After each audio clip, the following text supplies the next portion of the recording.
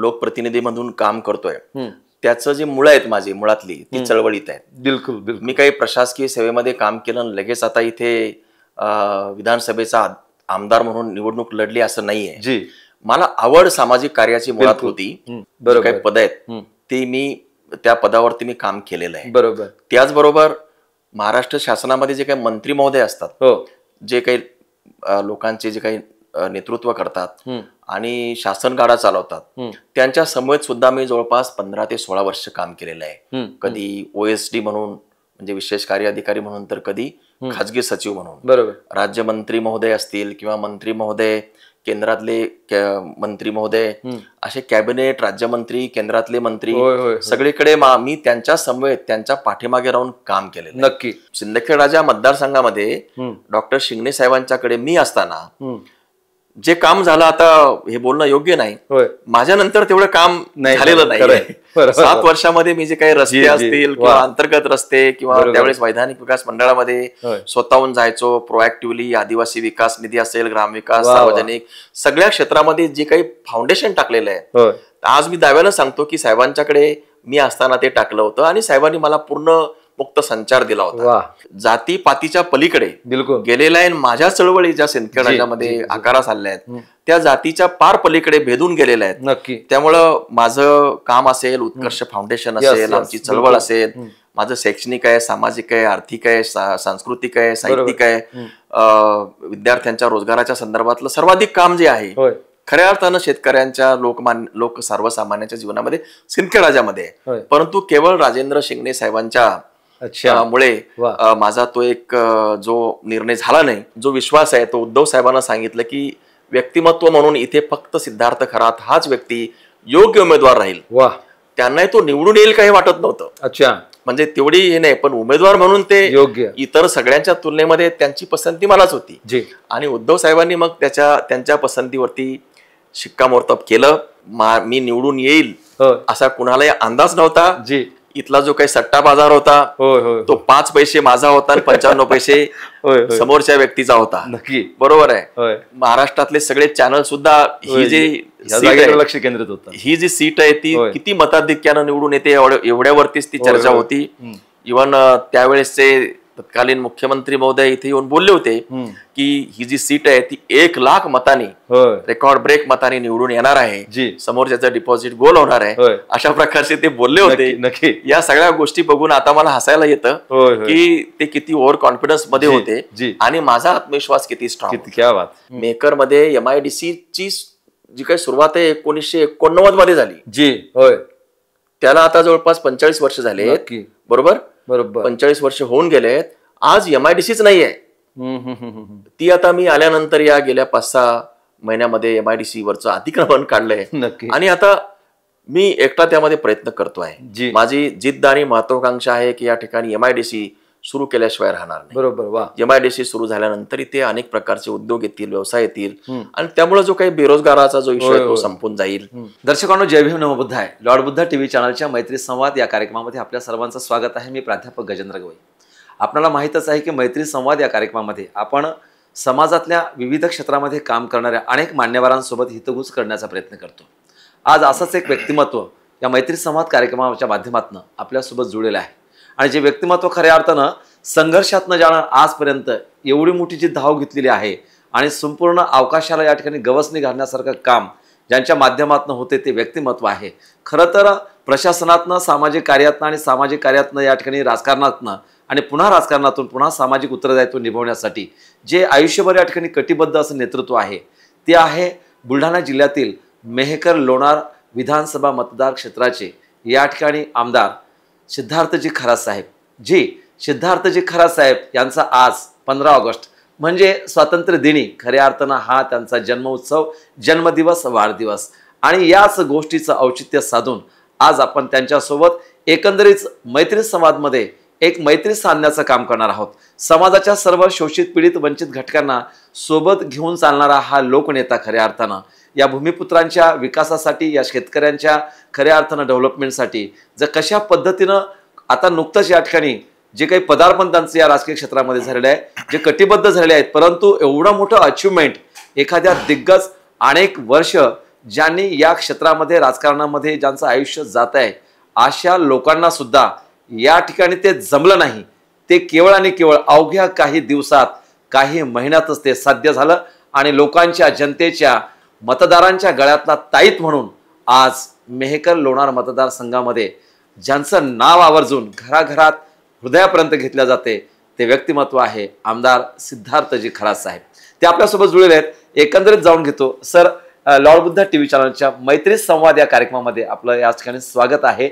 आणि आम्ही देशातल्या तमाम 28 राज्यामध्ये लॉर्ड बुद्धा टीव्ही चॅनल या ठिकाणी लोक पाहतात. 5.6 करोड लोक आज लॉर्ड बुद्धा टीव्हीचे व्ह्युअर्स आहेत. आणि त्या माध्यमातून एक उमदा आणि लोकाभिमुख असा लोकनेता कसा असतो हे आम्हाला जाणून घ्यायचंय.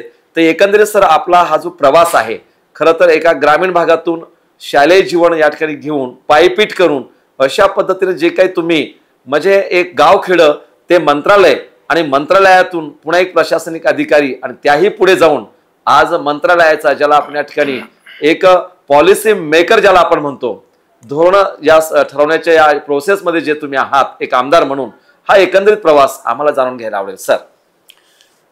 जय भीम, नमो बुद्धाय. लॉर्ड बुद्धा चॅनल आज माझ्या जन्मदिनाच्या निमित्तानं हा जो मैत्री संवादमध्ये मला बोलतं करता आहे त्याबद्दल धन्यवाद. मला जे आता माझी वाटचालीच्या संदर्भात तुम्ही मला विचारणार आहात जी, त्याबद्दल मला सांगायला आवडेल की मी ताडशिवनी जी हे सिंदखेड राजा, पूर्वी मेहकरमध्येच होतं ते. बिलकुल. अच्छा. पूर्वी हा मेहकर तालुका होता. आता ते 1982 मध्ये 2 तालुके झाले. बरोबर. त्याच्यामध्ये ताडशिवनी आता सिंदखेड राजामध्ये गेलेलं आहे. हे एक दुर्गम खेडा आहे. बरं. म्हणजे तिथे जाण्यासाठी अक्षरशः त्यावेळेस माझा जन्म झाला त्यावेळेस जे मला आठवतंय तेव्हा चांगला गाडी रस्ता किंवा पाऊल रस्ता सुद्धा चांगला नव्हता. झिगझॅग, नागमोडी, वळणानं, उंच सखल भागातून नदी, नाले, डोंगर माथ्यावरून आम्हाला 5 किलोमीटर 5-6 किलोमीटर राहेरी या रस्त्यावरच्या गावावरती म्हणजे बस स्टेशनच्या गावावरती यावं लागायचं. असा तो भाग होता. त्या ताडशिवनी गावामध्ये माझा जन्म झाला. बर. आणि तिथेच 4थी पर्यंत माझं प्राथमिक शिक्षण झालं जिल्हा परिषदेच्या शाळेमध्ये. साधारण 2 शिक्षक त्यावेळेस होते. बरोबर. त्यांच्या मार्गदर्शनाखाली 4था वर्ग मी तिथेच शिकलो. आणि 4था वर्ग झाल्यानंतर 5वीला मी नूतन माध्यमिक विद्यालय आहे जी किनगाव राजाचं, बर, ते राहेरीला न जाता सरळ आम्ही मधल्या शॉर्टकट रस्त्याने किनगाव राजा, अच्छा, हे 9-10 किलोमीटर पुन्हा आडमार्गानं बर, ती जी शाळा होती तिथे आम्ही गेलो. आणि 5वी ते 10वी हे माझं नूतन माध्यमिक विद्यालय किनगाव राजा या ठिकाणी माझं माध्यमिक शिक्षण पूर्ण झालेलं आहे. म्हणजे दररोज 5 किलोमीटर किंवा 10 किलोमीटर जाणे, दररोज 10 किलोमीटर येणं. जी, म्हणजे आपण पाहू शकता या ठिकाणी की हे प्राथमिक शिक्षणासाठीचा जो संघर्ष आहे आणि या ठिकाणी तो प्राथमिक माध्यमिक शिक्षण घेत असताना दररोजचं 10 किलोमीटर पायपीट करणं आणि 10 किलोमीटर परत येणं, याच्यातून जो संघर्षातून खरा रस्ता जो सापडला, पुढे जर तुमचं या ठिकाणी जे आगमन झालं, महाविद्यालयीन आयुष्य कसं होतं? 10वी झाल्यानंतर एकतर 10वी होईपर्यंत आम्हाला महाविद्यालयीन शिक्षणाचा गंध नव्हता. हो. कुणी म्हणजे कोणत्या महाविद्यालयात जायचं, कोणत्या स्ट्रीम, मार्गदर्शन नाही. कोणत्या स्ट्रीम घ्यायची, कोणतं कला, वाणिज्य आणि विज्ञान हे काय असतं हे सुद्धा आम्हाला माहिती नव्हतं. आणि 10वी झालो होतो, अतिशय फ्लाइंग कलर्सनी 10वी आम्ही झालो होतो. आणि ते झाल्यानंतर कुणीतरी सांगितलं की बाबासाहेब आंबेडकरांनी जी नागसेनवन परिसरात मध्ये त्यावेळेस औरंगाबाद म्हणजे आजचं संभाजीनगर या ठिकाणी महाविद्यालय आहे आणि तिथे सगळेजण जातात. आणि तिथे गेल्यानंतर आपल्याला चांगलं मार्गदर्शन मिळतं आणि माणूस तिथे जरा शिकतो चांगला, अशा प्रकारचे आम्हाला कळलं. आणि मग माझ्या वडिलांनी निर्णय घेतला की 11वीला मला तिकडे पाठवलं आमच्या मेहुण्याबरोबर. आणि डॉक्टर बाबासाहेब आंबेडकर कला व वाणिज्य महाविद्यालय आहे नागसेनला, तिथे माझा 11वीला प्रवेश घेतला मी 1982-83ला. आणि तिथून पुढं माझं 89-90 पर्यंत जे शिक्षण आहे ते बाबासाहेब आंबेडकर महाविद्यालय आणि विद्यापीठामध्ये झालेलं आहे. बिलकुल. MA इंग्रजी मी विद्यापीठामध्ये केलं. नंतर वृत्तपत्र विद्या विभाग तोही मी पूर्ण केला. MMCJ करत होतो. आणि त्याच वेळेस मी स्पर्धा परीक्षा वगैरे करून नंतर मग मी महाविद्यालय एक साधारण एक 8-10 वर्षाचा जो कालावधी आहे संभाजीनगर औरंगाबादचा, तो तिथे मी पूर्ण केला आणि त्यानंतर मग मी प्रशासकीय सेवेमध्ये जॉईन केलं. जी, म्हणजे आपण पाहू शकता खरं तर नागसेनवनाची जी माती आहे, विश्वरत्न बोधिसत्व डॉक्टर बाबासाहेब आंबेडकरांनी जो नागसेनवन परिसर विविध महाविद्यालय विद्यालयांनी यासाठी फुलवला, एक काळ असा होता की त्या ठिकाणी ही गावखेड्यातली सर्व मुलं अट्टहासानं बाबासाहेब आंबेडकरांनी उभं केलेल्या कॉलेजसाठी उभ्या महाराष्ट्रात गावखेड्यातनं शिकायला जायची आणि खरं तर जीवनाचं सोनं करून घ्यायची. आणि ती पवित्र माती आहे की आज आम्हालाही स्वाभिमान वाटतो लॉर्ड बुद्ध टीव्हीच्या या कार्यक्रमाच्या माध्यमातून त्या नागसेनवळातल्या मातीतला एक खऱ्या अर्थानं एक विद्यार्थी आज मंत्रालयामध्ये एक आमदार म्हणून लीड करतोय. ही खूप छान उपलब्धी पहिल्यांदा त्या नागसेनवळाच्या मातीचा हा गुणधर्म या ठिकाणी आहे, ज्या राजकीय परिस्थितीमध्ये बाबासाहेबांनी आपल्या हक्क अधिकारासाठी शेतकऱ्याच्या वंचितांच्या न्याय हक्कासाठी कसं लढलं पाहिजे हा जो मार्ग आहे तो मार्ग या ठिकाणी आपण ज्यांच्या माध्यमातून जाणून घेतो आहोत ते विद्यमान आमदार सिद्धार्थजी खरात साहेब आमच्या सोबत आहेत. सर, पुढे MPSCचा अभ्यास केल्यानंतर मंत्रालयीन तुमचा जो प्रवेश होता तो कशा पद्धतीचा होता? मी महाविद्यालयीन जीवनानंतर जो काही लोकसेवा आयोगाची जी परीक्षा वगैरे स्पर्धा परीक्षांचा जो काही सुरुवात केली, ध्यास घेतला, त्याला एक बॅकग्राऊंड आहे. बरं, ऍक्च्युली मी आज जे काही लोकप्रतिनिधी म्हणून काम करतोय त्याचं जे मुळं आहेत माझी मुळातली ती चळवळीत आहेत. बिलकुल. मी काही प्रशासकीय सेवेमध्ये काम केलं लगेच आता इथे विधानसभेचा आमदार म्हणून निवडणूक लढली असं नाहीये. मला आवड सामाजिक कार्याची मुळात होती.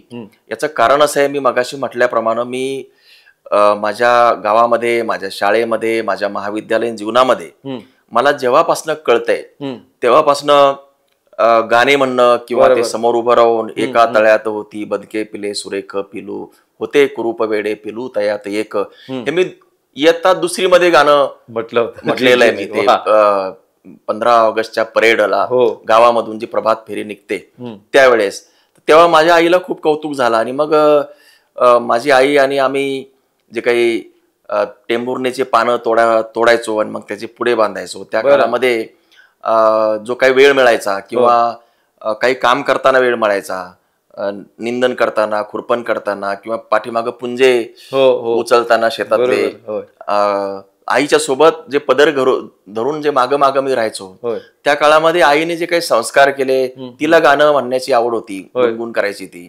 आणि ती गाणी नंतर ती म्हणायची, आम्हाला सांगायची, तिचा तो प्रभाव पडला. सकाळी उठल्यानंतर आम्ही जेव्हा मला जी काही जाग यायची तेव्हा तिच्या मांडीवरती माझं डोकं असायचं आणि ती दैनंदिन जीवनामध्ये जी काही लागते आपल्याला दळण वगैरे, जात्यावरती दळण दळायची. दळण दळताना ती गाणी स्वतःची तयार केलेली काही पारंपरिक आणि स्वतःची गाणी ती तयार करायची आणि ते कळत न कळत झोपेत म्हणा माझं डोकं तिच्या मांडीवरती, तिचं गाणं, शेतात गाणं, जिथे जाईल तिथे गाणं. नंतर याची मला सवय लागली आणि तो जो गुण आहे तो अंगभूत गुण माझ्यामध्ये पण भिनला. मग भजन असेल, लग्न कार्य असेल, कुठे म्हणलं काही म्हणायचं की मग मी गाणं म्हणायचो. किंवा मला जे बाबासाहेबाचं गाणं, कुठलं जे गाणं मला कुठून जे काही कोणी शिकवलं असेल ते मी म्हणायचो. त्यावेळेस माझा आवाजही चांगला होता, आता नाहीये. बरोबर.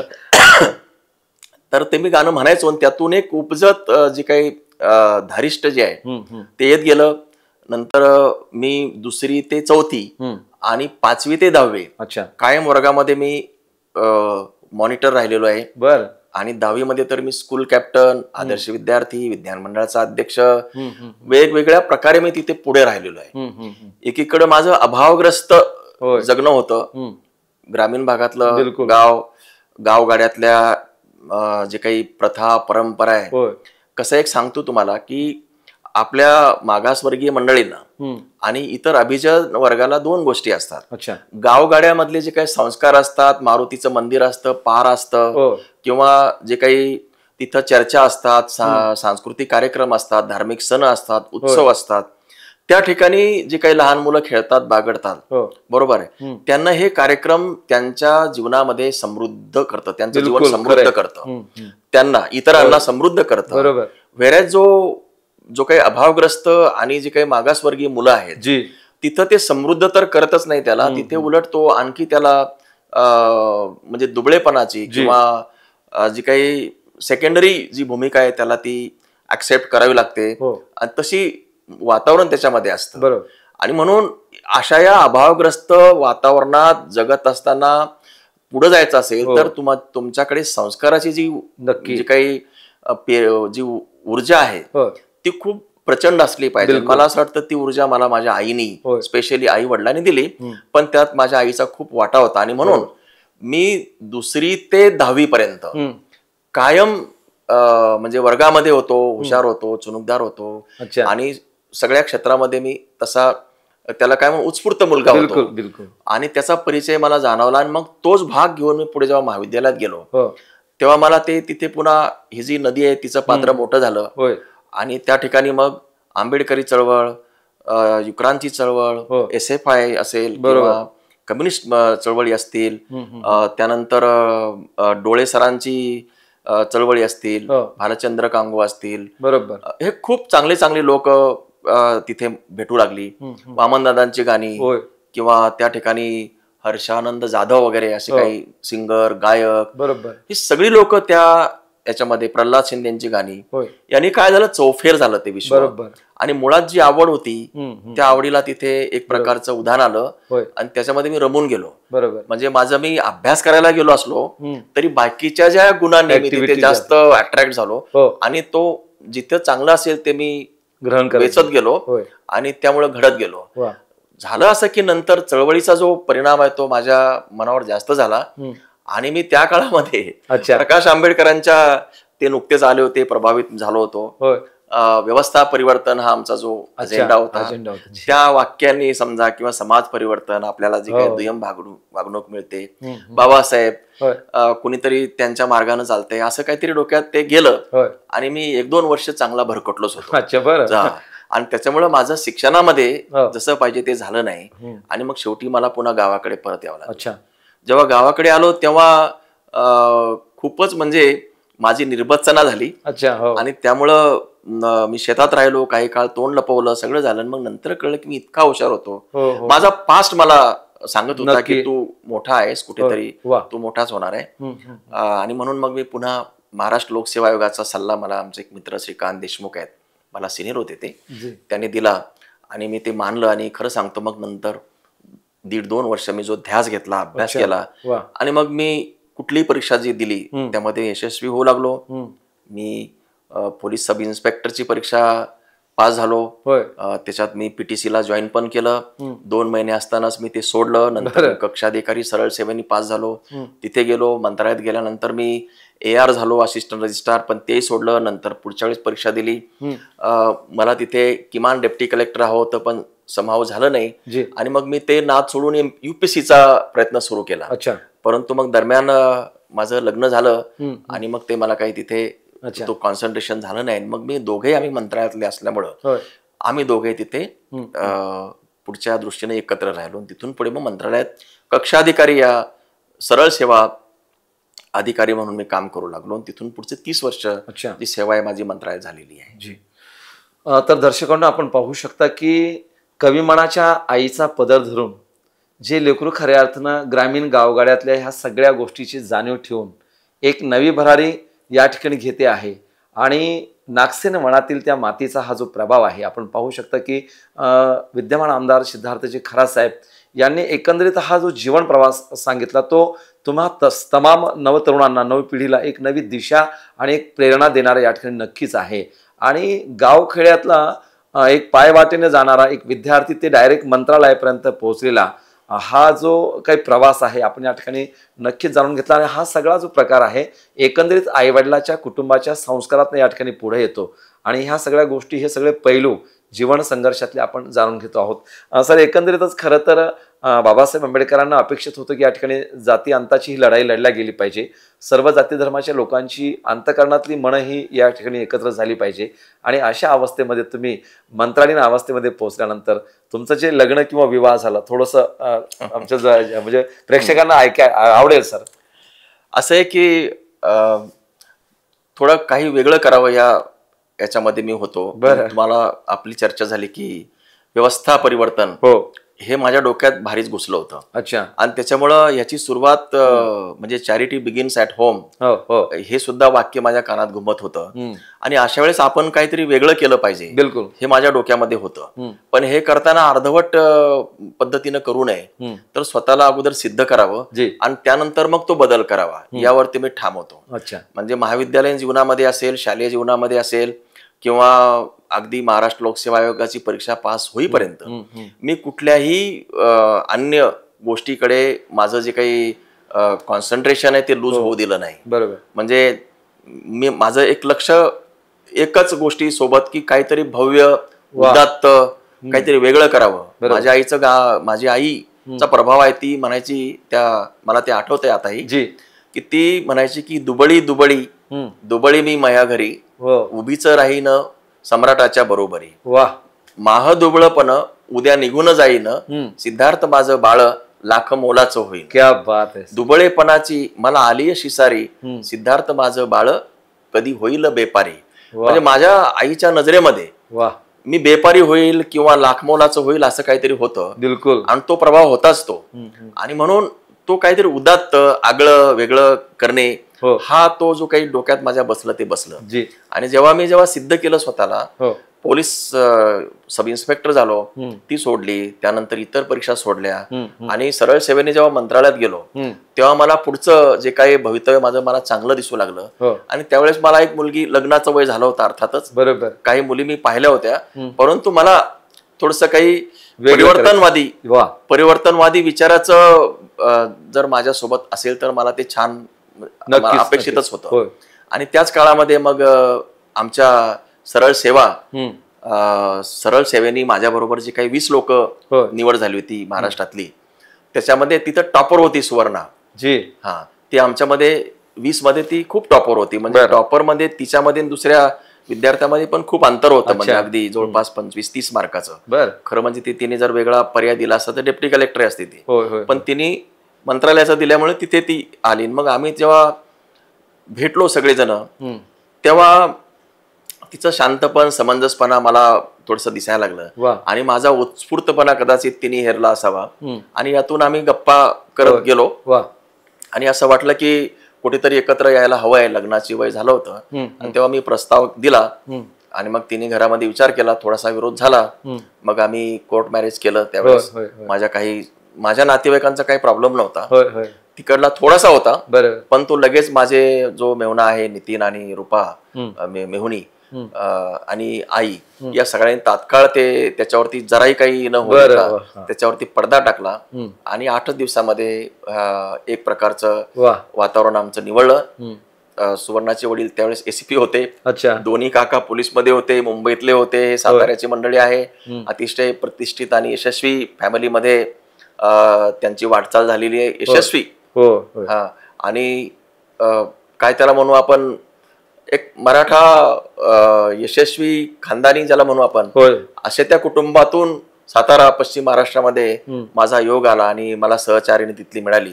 आणि खरं सांगतो, जेव्हापासून माझं सुवर्णा समवेत लग्न झालं त्यानंतर मी मागे वळून पाहिलंच नाही. आता आपण पाहू शकतो या ठिकाणी खरंच म्हणजे ही जीवन संघर्षाची जी कहाणी आहे. आज आमदार सिद्धार्थजी खरासाहेब यांच्या हा वाढदिवस आहे आणि 15 ऑगस्ट ज्या दिवशी देशाला स्वातंत्र्य मिळते, या स्वातंत्र्य दिनी आपण जाणून घेतो योग असा आहे की आईच्या उदरातनं सुद्धा एक स्वतंत्रता ज्यांना मिळाली आणि तो आईच्या गर्भातला अंधार या ठिकाणी आजच्या दिवशी दूर व्हावा. जसा इथल्या गुलामांच्या जीवनातला अंधार दूर झाला, देशाला स्वातंत्र्य मिळालं, तसं या ठिकाणी आमदार सिद्धार्थजी खरासाहेब यांना सुद्धा मिळाला. तो जन्मदिवस आज योगायोगाने उभा देश या ठिकाणी एक वेगळ्या अंगाने का होईना साजरा होतोय आणि त्याच अनुषंगानं लॉर्ड बुद्धा टीव्ही चॅनल त्यांना जाणून घेण्याचा प्रयत्न करते. सर, आता एकंदरीत इथपर्यंत आपला खूप सांसारिक जीवनाचा, प्रशासनिक सेवेचा हा जो प्रवास आहे, पण पुढे आज जेव्हा आपण खऱ्या अर्थानं तुमच्या आयुष्याकडे उभं जग जेव्हा पाहते आहे की एक प्रशासकीय सेवेतला अधिकारी जो टॉप 1 खऱ्या अर्थानं आणि सामाजिक उत्तरदायित्व सतत आयुष्यभर निभावणारा, ज्याला चळवळीची जोड आहे, विचारधारीची जोड आहे, पण एकदम हा जो बदल झाला ना भूतो न भविष्यती, खरं तर हा मेहकर लोणार विधानसभा मतदारसंघ गेल्या अनेक वर्षापासून इथं या ठिकाणी मागासवर्गीय जो राखीव मतदारसंघ होता एससी साठी, आणि या ठिकाणी खरं तर इथला जो गावगाड्यातला एससी मागासवर्गीय किंवा वंचित शोषित घटक आहे त्याचा जो विकास व्हायला पाहिजे, कारण बाबासाहेब आंबेडकरांनी जे संविधानामध्ये प्रावधान केलं की ह्या ज्या राखीव ज्या जागा आहेत, ज्या मतदारसंघाच्या माध्यमातून निश्चित केल्यात, त्याचा उद्देश हाच होता की त्या राखीव मतदारसंघामध्ये असणारी जी काही मागासवर्गीय जनता आहे, वंचित शोषित लोक ज्यांचा विकास झालेला नाहीये, त्यांना त्या विशेष प्रतिनिधीच्या, त्यांच्याच प्रतिनिधीच्या माध्यमातून जो त्यांचं सुखदुःख जाणणारा असेल, त्यांच्या जाती धर्मातला असेल, आणि अशा लोकांचं डेव्हलपमेंटसाठी हे प्रावधान संपूर्ण देशामध्ये आहे. पण हे होत असताना या मेहकर मतदारसंघामध्ये, लोणार मतदारसंघ, मेहकर लोणारमध्ये हा प्रकार मागच्या 15 वर्षामध्ये खऱ्या अर्थानं या जो वंचित शोषित समाज होता त्याचा डेव्हलपमेंट, त्याचा विकास, आणि आज विकास म्हणजे घरकुलं मिळणं, किंवा विकास म्हणजे रस्ते बांधणं, किंवा विकास म्हणजे कुठंतरी एखादी जलजीवन सारखी पाण्याची न कधी नळाला पाणी भेटणं अशी व्यवस्था करणं, हा विकास एकंदरीत हे तुमच्या लक्षामध्ये आला असेल तर तो पटकन तुम्ही या ठिकाणी आलात, आणि इथे एवढं मोठं वेगळं वातावरण असताना ही जी हिंमत तुम्ही केली, कारण इथे अनेक लोकांनी गेल्या मागच्या 3-4 पंचवार्षिक योजनांमध्ये प्रचंड हिंमत केली, परंतु त्यांना कोणाला यश आलं नाही, आणि हे असं अप्रूप काही घडलं. तर एकंदरीत तुम्हाला कसं काय वाटलं की आपण काय एकदम आपला ट्रॅक सोडून इकडे यावं? प्रश्न तुमचा खूप सविस्तर आहे. होय. 15 वर्षाचा जे काही बदल झाला, हो, त्याच्यापूर्वी त्यावरती मी सविस्तर बोलतो. त्याच्यापूर्वी त्याची बॅकग्राऊंड मी थोडंसं सांगण्याचा प्रयत्न नक्की नक्की. असं आहे की जेव्हा मी शासनात गेलो तेव्हा मी एकदम रॉ मटेरियल होतो. बरं. शासनात गेल्यानंतर मी कक्षाधिकारी, अवर सचिव, उपसचिव, सहसचिव वगैरे ही पदं मी भूषवली, आणि बहुतेक महाराष्ट्र शासनातली सर्वसामान्याच्या जीवनामध्ये काम करणारी जी यंत्रणा आहे ती सगळी जवळजवळ प्रशासनिक काही पद आहेत ती मी त्या पदावरती मी काम केलेलं आहे. बरोबर. त्याचबरोबर महाराष्ट्र शासनामध्ये जे काही मंत्री महोदय असतात, जे काही लोकांचे जे काही नेतृत्व करतात आणि शासन गाडा चालवतात, त्यांच्या समवेत सुद्धा मी जवळपास 15 ते 16 वर्ष काम केलेलं आहे. कधी OSD म्हणून, म्हणजे विशेष कार्य अधिकारी म्हणून, तर कधी खाजगी सचिव म्हणून. बरोबर. राज्यमंत्री महोदय असतील किंवा मंत्री महोदय, केंद्रातले मंत्री महोदय, असे कॅबिनेट, राज्यमंत्री, केंद्रातले मंत्री, सगळीकडे मी त्यांच्या समवेत, त्यांच्या पाठीमागे राहून काम केलेलं. नक्की. दुसरं असे की मी प्रशासकीय सेवेत काम करताना अनेक धोरणं, अनेक कायदे, अनेक शासन निर्णय, अनेक पॉलिसीज, बिलकुल, अनेक सेल्फ फायनान्सिंग विद्यापीठ, नॅशनल लॉ युनिव्हर्सिटीज असतील किंवा कायदे असतील, हे सगळे कायदे मी केलेले आहेत. नक्की. कधी कधी तर इतके मी मान मोडून काम केलंय की जर 7 कॅबिनेटचे प्रस्ताव असतील तर माझ्या उपसचिव, सहसचिव असलेल्या सिद्धार्थ खराचे 5-5 कॅबिनेट प्रस्ताव मी सादर केले. मान मोडून काम करण्याची मला सवय आहे. जिथे जाईल तिथे मी मुळात जातो, काम करतो, आणि त्या क्षेत्राला एक नवीन झळाळी देतो, उंची देतो. मुळात आत घुसून काम करणे ही माझी मुळातली प्रवृत्ती आहे. दुसरं असं की मी भूमिका घेतो.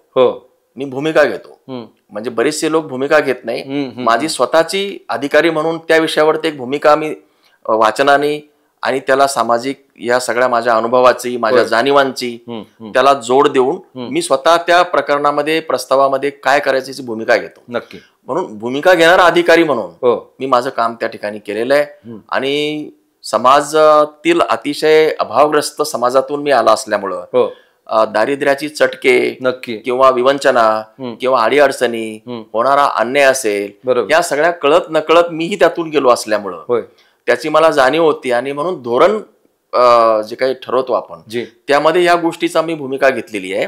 त्याच्यावर माझं अतिशय प्रकर्षानं मी काम केलेलं आहे. मी काम केलेलं आहे. हो, माझी स्वतःची मतं मी त्याच्यावरती सचिवांना पटवून देणे, मंत्री महोदयांना पटवून देणं, आणि पुढाकार घेऊन प्रोएक्टिव्हली ते मी काम केलेलं आहे. नक्की.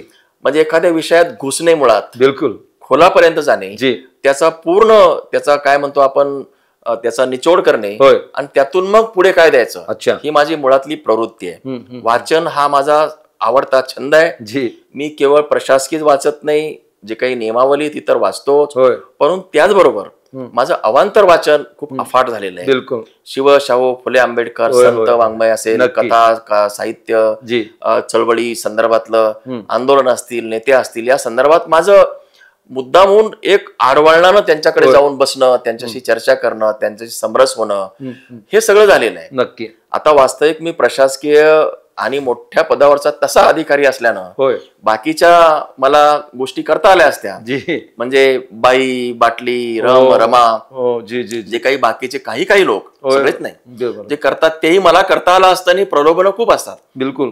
परंतु आपल्या भूमिका, आपल्या जाणीवा, आपल्या नेणीवा या अतिशय स्पष्ट असल्यामुळं मी दुरान्वय सुद्धा तिकडे मला वेळच मिळाला नाही. खरं नक्की नक्की खरंय. मी जेव्हा एकांतात असतो तेव्हा मला पुस्तकं वाचण्याची खूप घाई असते. अच्छा. माझ्या गाडीत कायम तुम्हाला पुस्तकं दिसतात. बरोबर. माझ्या घरात तुम्ही बघा, माझं पुस्तक नुसतं घर नुसतं पुस्तकांना भरलेलं आहे आणि वेगवेगळ्या प्रकारची. मी महात्मा गांधी वाचतो, सावरकर वाचतो, बॅरिस्टर जीना वाचतो, मी म्हणजे मराठा रियासतकारांचं मराठा हे वाचतो, तर मुस्लिम त्यांचं जी काही असेंडन्सी ती पण वाचतो, सगळ्या प्रकारचं वाचन, ललित वाचतो, तर प्रवास वर्णन वाचतो, काव्य, कथा, सगळ्या क्षेत्रात माझं चौफेर वाचन आहे. त्याच्यामुळे मला वेळ कमी पडतो. अच्छा. बरं, असं जरी असलं तरी माझ्या जाणीवा नेणीवा ह्या सगळ्या समृद्ध झालेल्या असल्यामुळे बऱ्यापैकी, त्यामुळं माझं शासनातल्या कामाला एक आधार मिळाला, आकार मिळाला आणि माझं मुळातलं जो काही जीवन प्रवाह असल्यामुळं या सगळ्या गोष्टी फुलत गेल्या, घडत गेल्या आणि मग त्यातून मला काही शासनाकडे काम करत असताना जे काही प्रश्न आहेत ते सोडवताना तिथल्या उणीवा वाटायला लागल्या. नक्की. उदाहरणार्थ, जे काही शेतकरी आत्महत्या करतोय त्याला जे काही पॅकेज देण्याची जी काही घाई ना, कुठला तरी पोखरा असेल किंवा काहीतरी पॅकेज द्यायचं, आत्महत्या झाली की त्याला पैसे द्यायचे आणि मग सांगायचं की दिलं आम्ही आणि मग व्हायचं नामा निराळं. हे मला फार याने मी अस्वस्थ व्हायचो, पटायचं नाही. मला असं वाटायचं की या प्रश्नाला तुम्ही प्रश्नाची सोडवणूक करताना जी काही थातूर मातूर किंवा मलमपट्टी करण्यापेक्षा, पॅकेज देण्यापेक्षा, आत्महत्या झालेल्या माणसाला तुम्ही नंतर मदत करण्यापेक्षा या आत्महत्या होणारच नाहीत असं वातावरण तुम्ही निर्माण केलं पाहिजे. तशा शाश्वत स्वरूपाच्या योजना आणल्या पाहिजे. तसा केवळ योजना आणून चालत नाही, तर शेतकरी असेल, त्याची महिला असेल किंवा मुलं आहेत तिथली काम करणारी, शिकणारी मुलं, त्यांना खऱ्या अर्थानं आधार पण द्यायची नाही. तुम्ही कोणी आधार देऊ शकत नाही, कारण माणसाला जे जगायचंय तशा संध्या, अपॉर्च्युनिटीज किंवा परिस्थिती निर्माण शासनाने केली पाहिजे.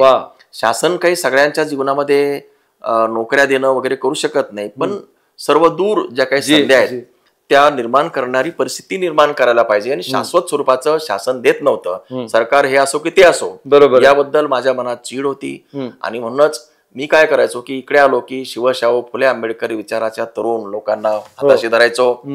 राष्ट्रमाता राजमाता जिजाऊ यांचा जन्म असेल, बाबासाहेब आंबेडकरांचा जन्मदिन असेल, शाहू महाराजांचा असेल, छत्रपती संभाजी महाराजांचा, छत्रपती शिवरायांचा, थोर पुरुषांचा अण्णाभाऊ साठे साहेब असतील, किंवा संगीत असेल, साहित्य असेल, नक्की बुलढाणा जिल्ह्याचं तुम्ही बघितलं असेल, साहित्य संमेलन असेल, बारोमास्कर असेल, तहान त्यांचा असेल, सगळे कार्यक्रमामध्ये मी उत्स्फूर्त रसरसून त्याच्यामध्ये भाग घेतलेला आहे. बरं, ते काय मी मेहकरला फार कमी आलो, उलट मी नांदूर असेल, त्या भागामध्ये मोताळा असेल, बुलढाणा, सिंदखेड राजा, वाशिम, अकोला, पूर्णा, परभणी, नांदेड, उभ्या महाराष्ट्रामध्ये, इव्हन कोकणात सुद्धा, कोल्हापूरमध्ये सुद्धा माझा सर्वदूर संचार राहिला आणि एक वेडा माणूस या क्षेत्रातला म्हटलं तरी चालेल. पण त्यांनी असं, त्याला काय म्हणू आपण, सातत्यानं रसरसून मी जायचो आणि धावून जायचो. मग मी परिणामाची पर्वा केली नाही. वेड होतं ते, हे सगळं अंगात होतं. अच्छा. शासन प्रशासन पाहिलं, त्यातल्या उणीवा, ह्या सगळ्या गोष्टी घेऊन, समृद्ध अनुभव घेऊन, मंत्र्यांकडे येणारी लोक, त्यांच्या प्रश्न सोडवण्याची पद्धती, याचा पूर्ण सर्वांगानं जो काही खोलवर जो आहे परिणाम माझ्यावर झाला.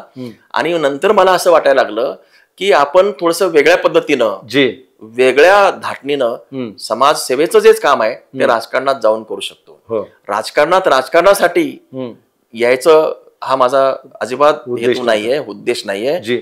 परंतु खऱ्या अर्थानं सामान्य माणसाला वेगळ्या अर्थानं त्याच्या जीवनात बदल घडण्याच्या दृष्टीनं माझ्या अनुभव असेल, माझ्या जाणीवा, माझ्या नेणीवा ज्या आहेत त्या मान मोडून त्यांच्यासाठी काम करण्याची जी काही रसरशीत इच्छा माझ्या मनात आहे ती घेऊनच मी याच्याकडे पाहिलं.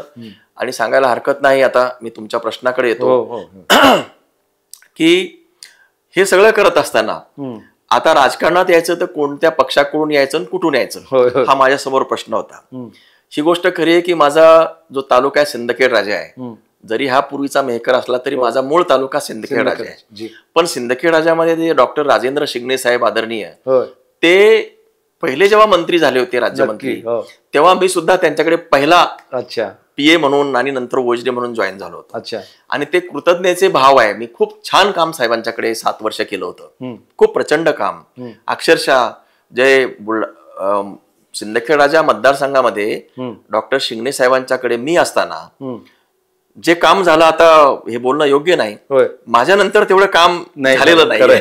7 वर्षामध्ये मी जे काही रस्ते असतील किंवा अंतर्गत रस्ते किंवा त्यावेळेस वैधानिक विकास मंडळामध्ये स्वतःहून जायचो, प्रोएक्टिव्हली आदिवासी विकास निधी असेल, ग्रामविकास, सार्वजनिक सगळ्या क्षेत्रामध्ये जे काही फाउंडेशन टाकलेलं आहे, आज मी दाव्यानं सांगतो की साहेबांच्याकडे मी असताना ते टाकलं होतं आणि साहेबांनी मला पूर्ण मुक्त संचार दिला होता. आणि त्यानंतर मग मी इतर मंत्र्यांच्याकडे गेलो. म्हणजे माझं मूळ जो आहे तो सिंदखेड राजा आहे आणि तिथे शिंगणे साहेब अद्यापही लढतायत. आणि म्हणून मी त्यांच्याकडे त्यांच्या विरुद्ध कसा लढू हा जो काही मला पडलेला मोठा प्रश्न. शिंगणे साहेब जर नसतील तर मी कोणत्याही परिस्थितीत कुणाच्याही विरुद्ध तिथे निवडणूक लढू शकतो. आणि मला खात्री आहे की तिथला जो काही जनमानस आहे जातीपातीच्या पलीकडे गेलेला आहे. माझ्या चळवळी ज्या सिंदखेड राज्यामध्ये आकारास आल्या आहेत त्या जातीच्या पार पलीकडे भेदून गेलेल्या आहेत. नक्की. त्यामुळं माझं काम असेल, उत्कर्ष फाउंडेशन असेल, आमची चळवळ असेल, माझं शैक्षणिक आहे, सामाजिक आहे, आर्थिक आहे, सांस्कृतिक आहे, साहित्यिक आहे, विद्यार्थ्यांच्या रोजगाराच्या संदर्भातलं सर्वाधिक काम जे आहे खऱ्या अर्थानं शेतकऱ्यांच्या लोक सर्वसामान्यांच्या जीवनामध्ये सिंदखेड राज्यामध्ये. परंतु केवळ राजेंद्र शिंगणे साहेबांच्या मुळे माझा तो एक जो निर्णय झाला नाही. आणि दुसरा पर्याय होता नंतर की मेहकर. बरोबर. मेहकरला एक माझ्या मनामध्ये शल्य होतं की ही गोष्ट खरी आहे की आता हे राजकारण संपलेलं आहे, परंतु तिथला जो उमेदवार होता तो अनुसूचित जाती प्रवर्गाचा नसल्याबद्दलच्या जे काही कोर्ट केसेस त्यावेळेस चालू होत्या. आणि तुम्हाला माहिती आहे की तारीख पे तारीख मध्ये त्यांना तो वेगळ्या अर्थानं फायदा झालेला आहे. 15 वर्ष त्यामध्ये निघून गेलेला आहे. आता ती सबज्युडाइज केस जरी असली तरी लोकांच्या मनामध्ये एक प्रकारचा त्या ठिकाणी खूप रोष होता आणि वारंवार त्यांचं शल्य ते बोलून दाखवायचे. बरं, मागासवर्गीय मंडळी लढली नाही अशातला भाग नाही. त्या ठिकाणी सुरुवातीला जे काही इलेक्शन झालं ही जागा अनुसूचित जातीसाठी राखीव आहे. सुरुवातीला त्या ठिकाणी साहेबराव सरदार, ऍडव्होकेट साहेबराव सरदार जी आहेत त्यांनी निवडणूक अतिशय चांगल्या पद्धतीनं लढली. परंतु चांगल्या पद्धतीनं लढून सुद्धा त्यांना जो पराभव पत्करावा लागला तो काही आम्हाला आवडला नाही, मानवला नाही. आणि मग त्यानंतर पुढच्या वेळेस त्यांच्याऐवजी मला वाटतं तिथे घुमरे साहेब आले, लक्ष्मणरावजी घुमरे आले. त्यांनी अतिशय ताकदीने इलेक्शन लढलं. पण मग नंतर या सगळ्या ध्रुवीकरणाच्या बॅकग्राऊंड वरती जो विरोधी उमेदवार त्या ठिकाणी आज रोजी जो विरोधी त्यावेळेस जे आमदार होते ते खूप मताधिक्यानं निवडून आले. आणि त्याच्यामुळे लोकांच्या मनामध्ये आत्मविश्वास त्या ठिकाणी कमी झाला. मग त्यानंतर पुन्हा तिसऱ्या वर्षी पुन्हा बौद्ध समाजाचे अनंतराव वानखेडे ऍडव्होकेट साहेब हे उभे राहिले. त्यांच्या काळात पुन्हा तो आत्मविश्वास जो वाढण्याऐवजी कमी झाला. आणि हे जे शल्य लोक अधून मधून बोलून दाखवायचे आणि ते मलाही थोडस खटकायचं, ते मलाही वाईट वाटायचं. परंतु विषय असा होता की माझं काम मेकरमध्ये फार कमी होतं आणि मी सिंदखेड राजाचा होतो. परंतु लोकभावना खूप तीव्र होत्या आणि त्यांना योग्य उमेदवार हवा होता. ही गोष्ट खरी आहे की पारंपरिक विचारसरणीनुसार बौद्धांना निवडून येणं खूप अवघड आहे. आणि मी स्पष्टपणानं हे दिसत होतं की मी बौद्ध आहे, परंतु केवळ बौद्ध ट्रॅडिशनली मी नव्हतो.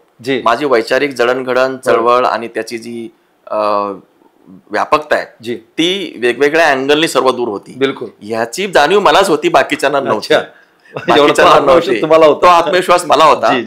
आणि इथे गेल्यानंतर मी निवडून येईल हे मला पहिल्यापासून मला असं कधीच वाटलं नाही की निवडणूक कुठून लढायची एवढाच माझ्या समोर प्रश्न होता.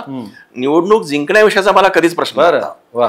म्हणजे कधी कधी मला संभाजीनगरचाही विषय होता, सिंदखेड राजाचा होता आणि आपला मेहकरचा होता. निवडणूक कुठून लढायची, कुठे लढायची हाच एकमेव प्रश्न होता. पराभवाचा प्रश्न माझ्या मनात एकदाही आलेला नाही. आणि म्हणून 3 महिने असताना मी उद्धव साहेबांच्याकडे शब्द टाकला. त्यांनाही साशंकता होती, बरेच स्पर्धक होते. काही मागासवर्गीयामधली मंडळी म्हणायची की बौद्धांना इथं शक्य नाही, परंतु आमचे नरेंद्र खेडेकर जे संपर्क प्रमुख आहेत आणि जालिंदर भाऊ बुधवंत आहेत, जिल्हा अध्यक्ष शिवसेनेचे, त्यांना सुद्धा माझ्यावर विश्वास होता. तर त्यांनी तो जो विश्वास आहे तो उद्धव साहेबांना सांगितलं की व्यक्तिमत्व म्हणून इथे फक्त सिद्धार्थ खरात हाच व्यक्ती योग्य उमेदवार राहील. त्यांनाही तो निवडून येईल काही वाटत नव्हतं. अच्छा, म्हणजे तेवढी हे नाही, पण उमेदवार म्हणून ते योग्य, इतर सगळ्यांच्या तुलनेमध्ये त्यांची पसंती मलाच होती. आणि उद्धव साहेबांनी मग त्यांच्या पसंतीवरती शिक्कामोर्तब केलं. मला 3 महिने होते, मी व्हीआरएस घेतलं आणि 3 महिन्यामध्ये मग मी ते जी निवडणूक लढली ती तुम्हाला सगळ्यांना माहिती आहे. बिलकुल. मी निवडून येईल असा कुणालाही अंदाज नव्हता. इथला जो काही सट्टा बाजार होता तो 5 पैसे माझा होता आणि 95 पैसे समोरच्या व्यक्तीचा होता. नक्की बरोबर आहे. महाराष्ट्रातले सगळे चॅनल सुद्धा ही लक्ष केंद्रित होतं. ही जी सीट आहे ती किती मताधिक्यानं निवडून येते एवढ्यावरतीच ती चर्चा होती. इव्हन त्यावेळेसचे तत्कालीन मुख्यमंत्री महोदय इथे येऊन बोलले होते की ही जी सीट आहे ती 1 लाख मतांनी, रेकॉर्ड ब्रेक मतांनी निवडून येणार आहे, समोरच्याचं डिपॉझिट गोल होणार आहे, अशा प्रकारचे ते बोलले होते. या सगळ्या गोष्टी बघून आता मला हसायला येतं की ते किती ओव्हर कॉन्फिडन्स मध्ये होते आणि माझा आत्मविश्वास किती स्ट्रॉंग. त्यामुळं ही जी निवडणूक आहे, मी आताही बोलतो आणि तेव्हाही बोललो की निवडणूक सिद्धार्थ खरात विरुद्ध इतर जो उमेदवार आहे त्यांच्यामध्ये झालीच नाही. ही निवडणूकच मुळात जनतेने हातात घेतली होती. त्यांनी माझं बोलणं, माझं वागणं किंवा माझा जो काही संवाद किंवा माझं बॅकग्राऊंड इकडून तिकडून, कारण कोणी मत देताना बिलकुल विचार एकदम आंधळेपणानं कधीच कुणाला मत देत नाही. एक तर ते कुठंतरी काहीतरी बिलकुल कुठून तरी ते आजमावत असतं, पाहत असतं आणि भविष्य उमेदवाराला मत देताना तो स्वतःचं भविष्य त्यात पाहत राहतो. बिलकुल की या माणसाला मत दिलं तर भलं माझं स्वतःचं काम जरी नाही झालं तरी हा व्यक्ती योग्य राहील की नाही, बरोबर, याचा विचार करून तो देतो. आणि हे करताना तो 4 लोकांचे विचार जरूर घेतो. नक्की. आणि हे सगळे विचार करूनच लाडक्या बहिणीची लाट असताना आर्थिक यांनी अतिशय तुंबळ जी ज्याला म्हणतो आपण आर्थिक वापर होऊन सुद्धा इथल्या लोकांनी ही निवडणूक हातात घेतली आणि सिद्धार्थ खरात हा जनतेचा उमेदवार ठरला. आणि न भूतो न भविष्यती बिलकुल तो जो काही निवडणुकीचा थरार तुम्ही अनुभवलेला आहे, माझ्या जीवनामध्ये जेव्हा मी आज वळून पाहतो तेव्हा माझ्या स्वप्नात मी कधी मला असं वाटलं नाही की मी आमदार होईल म्हणून. पण खरोखर मी सांगतो की हा जो काही आमदार होण्याचा जो प्रवास आहे माझ्या जीवनातला तो खरोखर रोमहर्षकच आहे आणि मला स्वतःलाच तो स्वप्नवत वाटतोय. जी जी जी. दर्शकांनो, ध्येय माझे अतूट आहे, मी शेवटपर्यंत लढेल, या एका उमेदीनं झपाटलेलं हे व्यक्तिमत्व ज्यांचं नाव आहे आमदार सिद्धार्थजी खरात. खरं तर सिद्धार्थ खरात साहेब जेव्हा या ठिकाणी उमेदवारीसाठी ते अर्ज भरण्याच्या तयारीमध्ये होते किंवा त्यांना वाटते निश्चित मला उमेदवारी मिळते आहे, तेव्हा केवळ आणि केवळ अशाच पद्धतीने हॉटेल केव्ही प्राईडला याच लॉर्ड बुद्धा टीव्ही चॅनलनं सिद्धार्थ खरात साहेबांना याकडे जाणून घेण्याचा पहिला प्रयत्न केला होता. आणि तेव्हाच भरभरून लॉर्ड बुद्धा टीव्हीनं हार्दिक शुभेच्छा दिल्या होत्या की आज आता खऱ्या अर्थानं लोकांना एक सामाजिक न्यायाची इथे व्यवस्था कशी निर्माण या मतदारसंघामध्ये होईल, जिथे एक प्रेशरमध्ये दबावामध्ये इथला अनेक मतदार वेगवेगळ्या कारणानं इथे या ठिकाणी दबलेला होता, त्याला एक नवी कलाटणी देण्याचं काम या व्यक्तिमत्वाच्या माध्यमातून आणि ते प्रत्ययास आलं.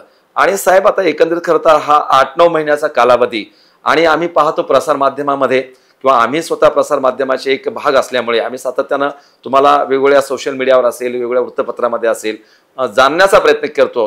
पण आज गावखेड्यातल्या विविध जाती धर्माचे, पंथाचे, वेगवेगळ्या वारकरी संप्रदायातले ही जी लोक तुम्हाला आपला उमेदवार म्हणून या ठिकाणी पाहतात आणि तुम्ही जेव्हा अतिशय मधल्या काळामध्ये भयानक अतिवृष्टी झाली, अक्षरशः या ठिकाणी पॅन्ट वरती करून तुम्ही संपूर्ण त्या पुराच्या पाण्यामध्ये झपाटलेल्या अवस्थेमध्ये लोकांच्या त्या दुःखामध्ये, त्या संवेदनेमध्ये या ठिकाणी अतिशय आपल्या परिवारातील लोक आहेत, माझ्या मतदारसंघातले लोक आहेत म्हणून या ठिकाणी अक्षरशः भिजत फिरत होतात.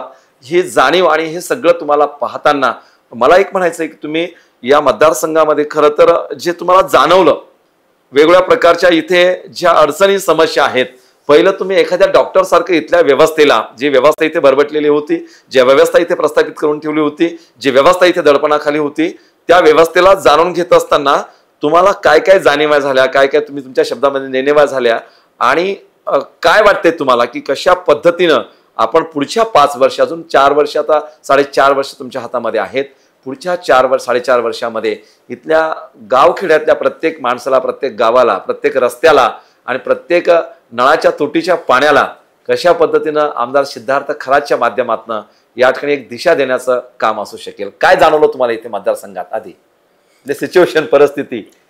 खरंय, मेहकर जो मतदारसंघ आहे होय, तो गेल्या 3 टर्म पासून म्हणजे 15 वर्षापासून राखीव आहे आणि त्याच्यापूर्वी हा ओपन होता. होय. आता भारत स्वतंत्र होऊन 75 वर्ष झालेली आहे, पण मेहकर मधल्या काही गावामध्ये जर आपण फिरलो आजही 75 वर्षामध्ये, नक्की, तर असं तुम्हाला जाणवेल की आपण खरंच स्वतंत्र भारतामध्ये आहोत का? आज भारत तिसरी शक्ती का दुसरी शक्ती का 5वी शक्ती अशा वल्गना वगैरे सुरू आहेत. महाराष्ट्र सुद्धा देशामध्ये क्रमांक 1चं राज्य आहे का 2चं राज्य आहे, कुठल्या क्रमांकावर मागे पुढे झालो या संदर्भात चर्चा होतात.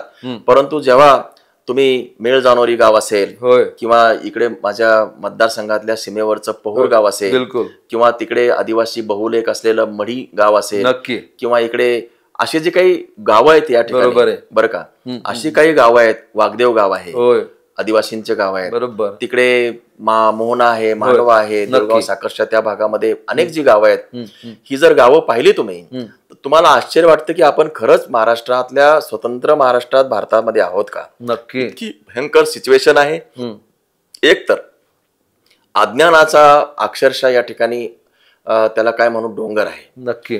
जे काही मतदार आहे, सर्वसामान्य माणूस आहे, तो जगतो आहे फक्त, त्याला कुठल्याही जाणीवा किंवा कुठली उर्मी त्याच्या मनामध्ये नाही आहे आणि केवळ जे काही त्याच्या श्रद्धेपोटी देवदेवता ईश्वरांच्या भरोशावरती त्याची वाटचाल आणि जीवनक्रम चालू आहे. शासकीय व्यवस्थेनं, यंत्रणेनं इथल्या कोणत्याही समाजाच्या जीवनामध्ये बदल करण्याचं काम या ठिकाणी झालेलं नाही आणि हे न करण्याचं कारण शासन व्यवस्था नाही, त्यांना लीड करणारी जी काही लोकप्रतिनिधी असतात त्यांच्यावर दोष जातो.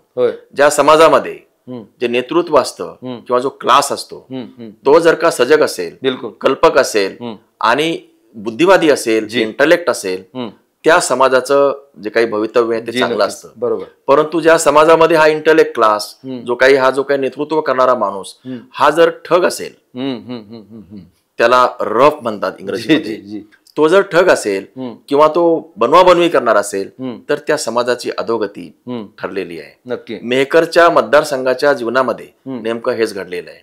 मेहकरचा जो काही मेहकर असेल, बुलढाणा आहे, म्हणजे बुलढाणातले अनेक इतर मतदारसंघ पण याला अपवाद नाही आहेत. याचं कारण आहे की जातीचं, पातीचं, नात्याचं, गोत्याचं राजकारण करून या ठिकाणी फक्त पदावर कसं बसायचं, इथला हा जो परिस्थिती झालेली आहे. आणि तुमचं दायित्व आहे, कर्तव्य आहे की लोकांच्या जीवनामध्ये बदल करा, त्यांच्या जीवनामध्ये प्रकाश द्या, त्यांचं जीवन सुखकर होईल असं करा.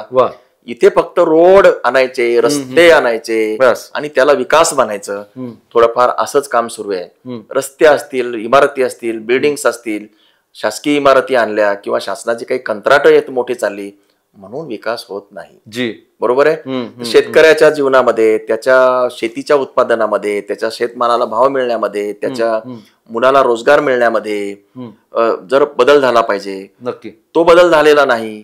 इथं व्यवसाय उद्यम कोणताही आलेला नाही. मेहकर मध्ये MIDC ची जी काही सुरुवात आहे 1989 मध्ये झाली. होय. त्याला आता जवळपास 45 वर्ष झाले. बरोबर. 45 वर्ष होऊन गेलेत. आज MIDCच नाहीये. ती आता मी आल्यानंतर या गेल्या 5-6 महिन्यामध्ये MIDC वरचं अतिक्रमण काढलंय आणि आता मी एकटा त्यामध्ये प्रयत्न करतोय. माझी जिद्द आणि महत्वाकांक्षा आहे की या ठिकाणी MIDC सुरू केल्याशिवाय राहणार नाही. बरोबर. MIDC सुरू झाल्यानंतर इथे अनेक प्रकारचे उद्योग येतील, व्यवसाय येतील आणि त्यामुळे जो काही बेरोजगाराचा जो इश्यू आहे तो संपून जाईल. व्यवसाय जे आहेत ते अॅग्रो बेस इथं निर्माण झालेले नाहीत, हब निर्माण झालेले नाहीत. शिक्षणाची जी केंद्र आहेत ती कुठलीच नाही इथे चांगली. कुठलं शिक्षणाचं केंद्र आहे की जे रोजगार देईल? काहीच नाहीये. इथलं जे मुलं आहेत ती सगळी शिक्षण घेऊन कुठेतरी नोकरी करण्यासाठी बाहेर जात आहेत. त्यांचं ब्रेन ड्रेन होत आहे आणि शेतकरीला काही कळतच नाहीये. शेतमालाला जे काही परमेश्वराच्या हवाली सगळं चालू आहे, अशी ही परिस्थिती आहे. बरोबर. आणि म्हणून लोकांनी जे काही नेतृत्व करायचं असतं, नेतृत्वाने जे काही द्यायचं असतं ते थोडंसं खरं सांगायचं म्हणजे तिचं दुर्लक्ष झालेलं आहे. या सगळ्या बॅकग्राऊंडचा विचार करून मी पुढाकार घेतलेला आहे. मेकरचं जे काही स्वरूप आहे त्याला स्थायी स्वरूपात बदलवायचं. MIDC, शैक्षणिक संस्था, रोजगाराची केंद्र, शेतीवर आधारित उद्योग आणि बेरोजगारांना रोजगार कसा मिळेल आणि ज्यांना रोजगार, ज्यांना नोकऱ्या द्यायच्या आहेत त्यांच्या नोकऱ्या आणि बाकीच्यांना जे काही उद्योग व्यवसायासाठी प्रवृत्त करण्यासाठी मी पुढाकार घेतोय. माझा प्लॅन त्या दृष्टीनं चालू आहे. त्याचबरोबर शेतीचं उत्पन्न आहे, त्याचा माल आहे, त्याला भाव मिळणे, ह्या सगळ्या गोष्टीमध्ये मी प्राधान्यानं लक्ष घातलेलं आहे. हा झाला पहिला विषय.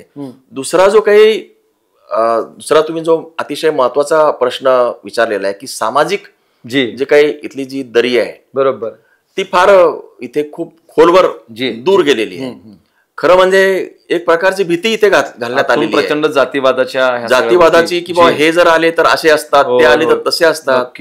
बाबासाहेब आंबेडकरांनी सांगितलेलं आहे म्हणजे अॅन्युलेशन ऑफ कास्ट मध्ये बिलकुल की प्रत्येक जाती ह्या राष्ट्र आहेत आणि राष्ट्रांतर्गत ह्या राष्ट्र आहेत आणि जाती ह्या त्याच्यासाठी आपल्याला ह्या जाती अंतर्गत जाती नष्ट, त्याच्यातला जो काही राष्ट्राचा जो भेद आहे तो नष्ट करायचा आहे. जातीचं जे काही अंतर आहे ते कमी करायचं आणि त्यांच्यामध्ये भातृभाव निर्माण करायचं.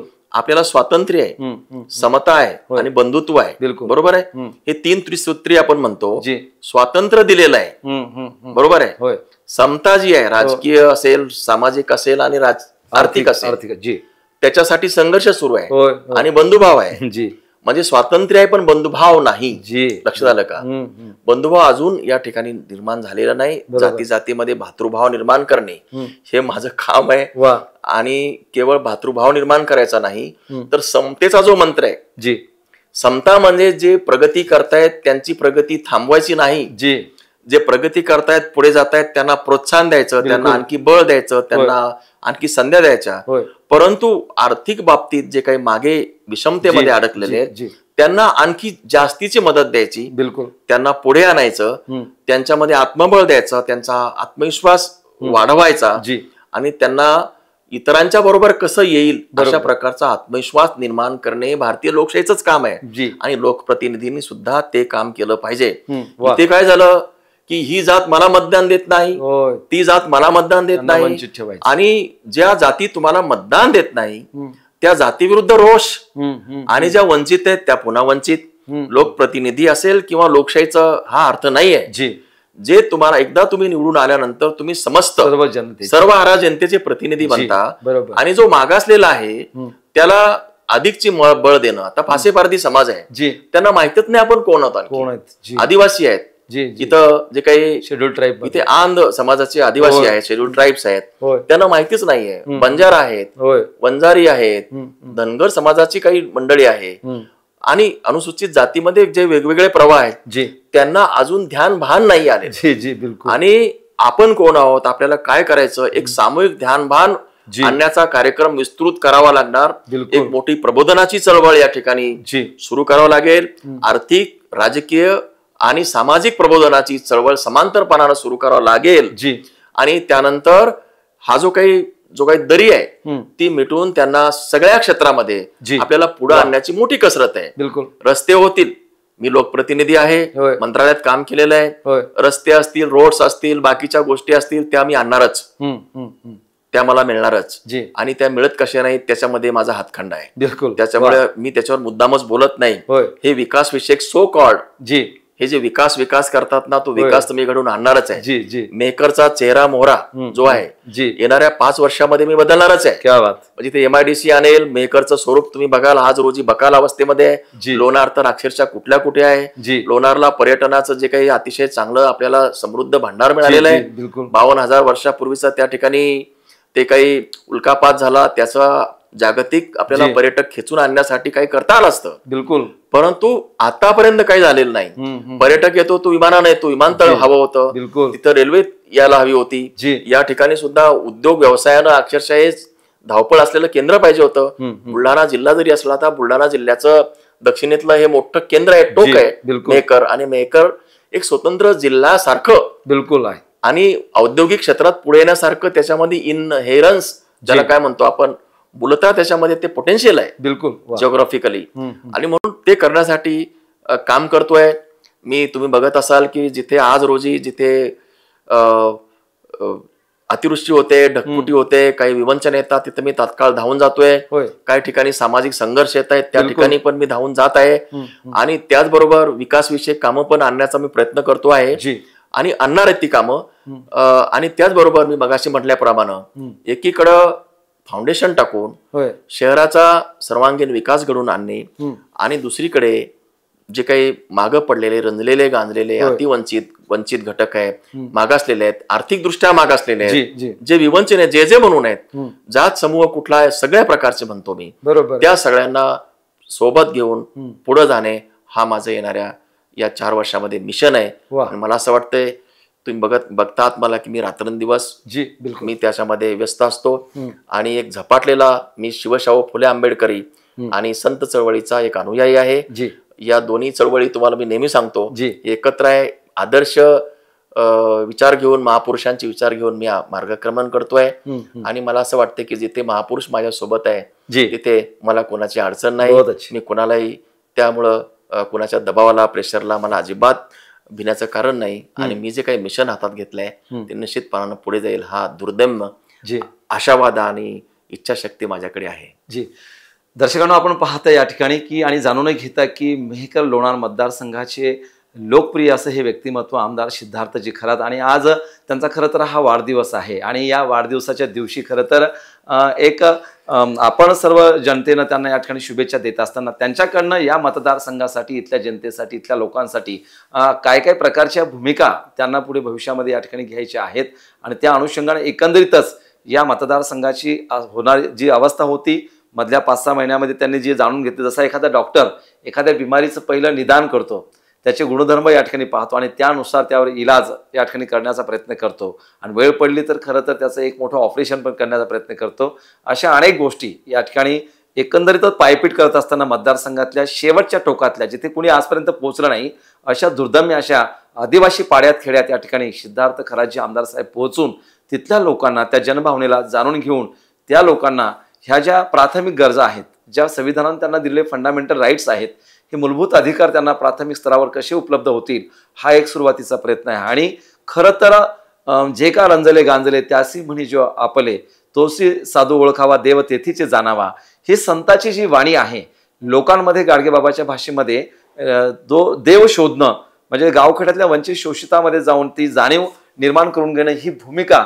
या ठिकाणी केवळ आणि केवळ या लोणार आणि मेहकर मतदारसंघामध्ये या ठिकाणी आमदार सिद्धार्थ खरात साहेब या ठिकाणी करता आहेत. आणि भविष्यातलं जे अतिशय मोठं विजन जे या मतदारसंघाच्या वाट्यात कधीच भूतकाळात आलं नाही, पण ते भविष्य काळामध्ये येत्या पुढच्या 4 वर्षामध्ये नक्कीच इथे येईल. आणि या मेहकर लोणार मतदारसंघाचा एक आगळा वेगळा इतिहास या पूर्ण राजकीय पटलामध्ये सिद्धार्थ खरात साहेब आमदार यांच्या माध्यमातून या ठिकाणी बदलल्याशिवाय राहणारा हा अतिशय मोठा आशावाद त्यांच्या एकंदरीतच कार्यशैलीतनं आणि जे काही अतिशय सोज्वळ, मनमिळावू आणि संयमी व्यक्तिमत्व आहे. खरं तर आपण उभ्या महाराष्ट्रामध्ये जेव्हा प्रत्येक मतदारसंघाचे आपण आमदार पाहतो ते वेगवेगळ्या प्रकारच्या क्लुप्त्या, वेगवेगळ्या प्रकारचे डरकाळ्या फोडणारे आणि वेगळ्या प्रकारचे विविध असे या ठिकाणी चाळे करणारे सुद्धा आपण आमदार पाहतो. पण खरं आता ही मेहकर लोणार मतदारसंघाची जनता, हे मतदार भाग्यशाली आहेत की त्यांना अतिशय सोज्वळ, व्यासंगी, संत विचारधारेचा, परंपरा जपणारा आणि एक सामाजिक न्याय करणारा आणि खरं तर फुलेशाह आंबेडकरांच्या विचारधारेच्या माध्यमातून तमाम समाज बांधवांना सोबत घेऊन चालणारा अशा पद्धतीचा हा एक लोकनेता या ठिकाणी लाभलेला आहे.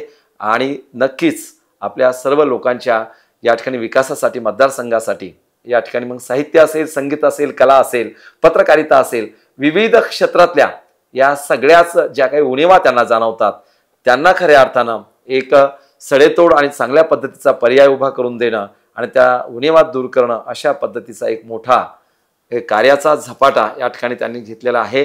आणि म्हणून लॉर्ड बुद्धा टीव्हीच्या जवळजवळ 5.25 करोड जनतेच्या वतीनं, लॉर्ड बुद्धा टीव्हीच्या सर्व तांत्रिक युनिटच्या वतीनं या ठिकाणी सिद्धार्थजी खरात साहेब यांच्या आजच्या या जन्मदिनाच्या, वाढदिवसाच्या हार्दिक हार्दिक शुभेच्छा आपण या ठिकाणी देऊयात. त्यांना दीर्घायुष्य या ठिकाणी लाभो. खऱ्या अर्थानं एक खूप मोठं दुर्दम्य इच्छाशक्ती पुन्हा एकदा या निर्मिकाच्या, निसर्गाच्या माध्यमातून त्यांच्यामध्ये पणपत राहो, अशा पद्धतीचा एक आशावाद व्यक्त करून एक शेवटचा प्रश्न जाता जाता सर, तमाम जनतेला, समाज बांधवांना या देशातल्या भारतीय नागरिकांना, कारण हे वर्ष भारतीय संविधानाचं अमृत महोत्सवी वर्ष आहे. कारण ह्या वर्षामध्ये बाबासाहेबांनी लिहिलेल्या संविधानाला 75 वर्ष पूर्ण होत आहेत. खरंच हे भारतीय संविधान जे मूल्य घेऊन या ठिकाणी गेल्या 75 वर्षापासून वाटचाल करते. समता, स्वतंत्रता, बंधुभाव आणि सामाजिक न्याय हे जोपासण्याचं काम करते. एक कुठला संदेश या अनुषंगाने आपण आपल्या वाढदिवसाच्या निमित्तानं मतदारसंघातल्या तमाम जनतेला आणि या देशातल्या, महाराष्ट्रातल्या आपल्या तमाम भारतीय नागरिकांना काय करा? मी नाधो मानोरांचं एक वाक्य आहे जी, ते मी सांगण्याचा प्रयत्न करतो. या शेताने लळा लाविला होय असा असा की सुखदुःखाला हसलो, रडलो, जखडलो, जी, आता तर अवघा जीवच अडकला, त्याच्या हिरव्या बोलीचा मी शब्द झालो. जी जी जी जी जी. आणि ही जाणीव खऱ्या अर्थाने या ठिकाणी आमदार सिद्धार्थ खरात साहेबांना झालेली आहे की आजपर्यंत लाचार मी लाचार तू लाचारांची फौज आहे. इथे लाचार मी लाचार तू लाचारांची फौज आहे, त्या कोकिळेचा कंठ बसला म्हणून त्या कावळ्याची मौज आहे. ह्या सगळ्या जाणीवा इथे आमदार साहेबांना झालेल्या आहेत. इथल्या शोषित वंचितांना सामाजिक न्यायाच्या या वाटेवरती घेऊन जाण्याचा हा चंग बांधलेला झपाटलेला आमदार नाव आहे आमदार सिद्धार्थजी खरात साहेब. पुन्हा एकदा जन्मदिनाच्या लाख लाख कोटी कोटी हार्दिक मंगल शुभकामना या ठिकाणी देऊयात. सर, आपण लॉर्ड बुद्धा टीव्ही चॅनलच्या मैत्री संवाद या कार्यक्रमासोबत खरं एवढा मोठा प्रचंड मतदारसंघातले अनेक कार्यक्रम असताना लॉर्ड बुद्धा टीव्हीच्या या मुलाखतीसाठी आपण वेळ दिलात, थांबलात आणि अतिशय जीवनातला अमूल्य असा वेळ जो या ठिकाणी दिलात आणि तमाम लाखो करोडो जनतेला तुम्ही या ठिकाणी या इंटरव्ह्यूच्या माध्यमातून, मुलाखतीच्या माध्यमातून एक सिद्धार्थ खरातला जाणून घेण्याचा लोक नक्की प्रयत्न करतात. त्याबद्दल आपल्या लॉर्ड बुद्धा टीव्ही चॅनलच्या वतीनं विशेष विशेष धन्यवाद. तर मंडळी, पाहत राहा तुमचा आमचा हक्काचे एकमेव बहुजनाचे देशातील सॅटेलाइट टीव्ही नॅशनल चॅनल, ज्याचं नाव आहे लॉर्ड बुद्धा टीव्ही चॅनल. आणि पुन्हा एकदा अशाच एका मैत्री संवाद कार्यक्रमामध्ये आपण भेटूयात नव्या एका व्यक्तिमत्वासोबत. तोपर्यंत मी प्राध्यापक गजेंद्र गवई, कॅमेरामन सौरभ डाबरेसह. तोपर्यंत जय भीम, नमो बुद्धाय. आप देख रहे हैं लॉर्ड बुद्धा टीवी.